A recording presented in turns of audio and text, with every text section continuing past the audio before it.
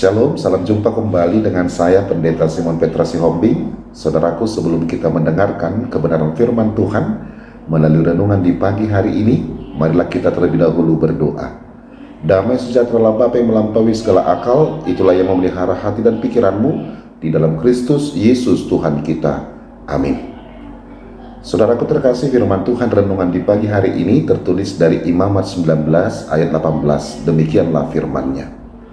Janganlah engkau menuntut balas dan janganlah menaruh dendam terhadap orang-orang sebangsamu, melainkan kasihilah sesamamu manusia seperti dirimu sendiri. Akulah Tuhan. Demikianlah pembacaan firman Tuhan. Saudaraku terkasih, firman Tuhan di pagi hari ini menekankan pentingnya hidup di dalam kasih dan pengampunan, serta menjauhi balas dendam dan dendam.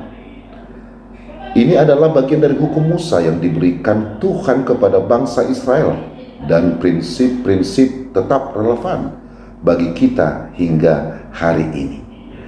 Saudaraku terkasih, menuntut balas dan menaruh dendam tidak hanya merugikan orang lain, tetapi juga itu dapat merusak hati dan jiwa kita sendiri. Dendam adalah beban yang berat yang dapat menghalangi kita untuk mengalami damai sejahtera dan kebebasan sejati.